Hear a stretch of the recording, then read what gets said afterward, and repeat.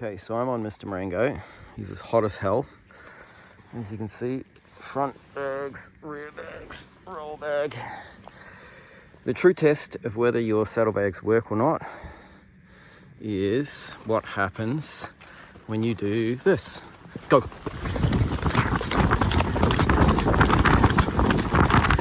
That's 60 k's an hour, full stride, terrifying, absolutely terrifying.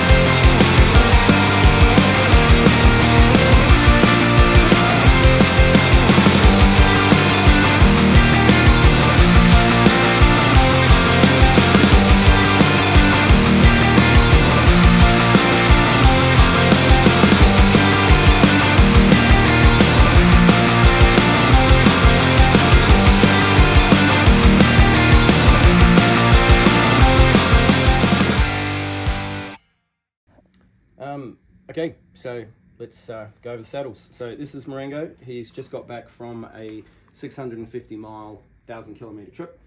So I'll show you his condition in a second. This is a saddle I've ridden in for Germany, France, Switzerland, Italy, the Czech Republic, Austria, Slovenia, Slovakia, Croatia, and Hungary. So 10 countries I've been in the saddle for. It weighs about 2.5 kilos, just the bare saddle. With the stirrups, girth, everything else, it's about 4.5 kilos. So I'll just sort of quickly cover why I made them. I made them because primarily we need to carry this roll bag. That was the first thing that made me really want to build my own saddles. Everything that goes, all the weight that goes down on the horse, it must only go through the saddle support area. If you put a roll bag on the back here or saddle bags hanging over, like hanging over underneath, it puts uneven pressure on the horse and it destroys your horse. I mean, you get away with it for a weekend ride, but we don't do weekend rides, we do big rides. So as a result, I fiddled around with my stock saddle, building little shelves and things, but I just had to build something completely new. So on our Gen 6 ones, they have strap like this, pulls really tight and locks your roll bag in. I'll just cover the saddlebags quickly here as well. The problem with most saddlebags is, firstly, they're too big. When people make big saddlebags, they fill them with things and they destroy themselves under their own weight. So we've found that 10 litres is the perfect size, and inside this we have a 10 litre submersible waterproof bag. So when these go over the saddle, as you can see, come in Lou, they go over the seat and they pull down really nicely, and you can see it's not going anywhere. It's basically locked itself in against the cantle. So even these bags up with a little set of scales, they lock themselves in. You can see they're not touching the horse, and all of the weight is going down through the saddle support area.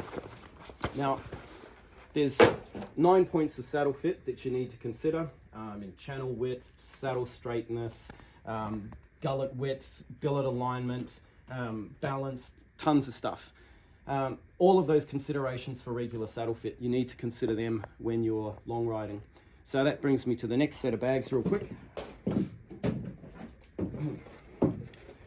These go on the front, these go over the horn, like that, and they clip on here, like that.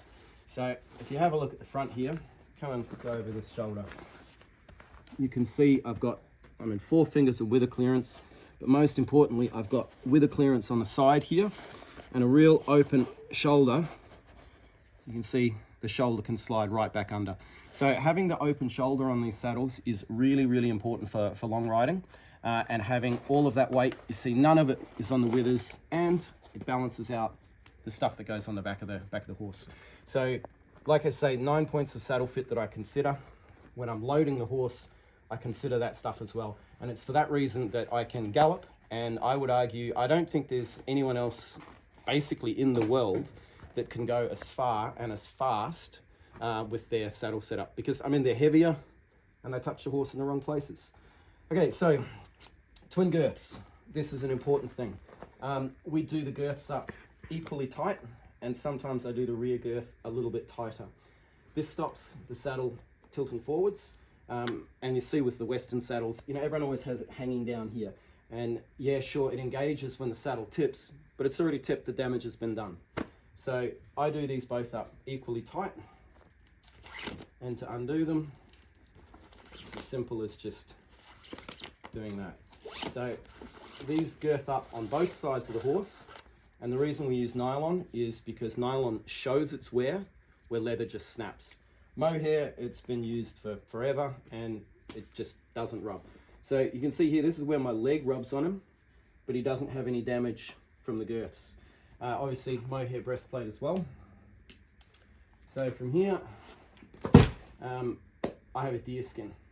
The reason I have a deer skin is because, as you can see on Marengo, he's got no hot spots, no cold spots, beautiful, even, full panel contact with the saddle, and this deer fur is lovely and squishy.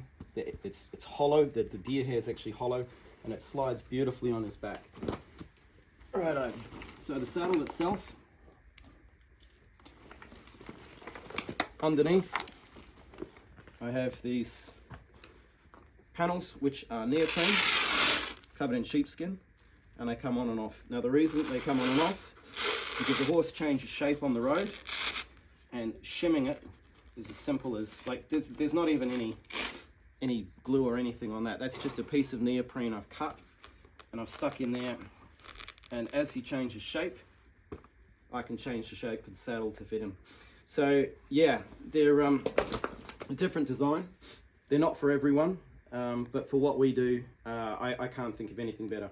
Oh, and another little thing, you can see the design is actually quite similar to a Mongolian saddle. Now the reason for that is this guy likes flying through the air a lot.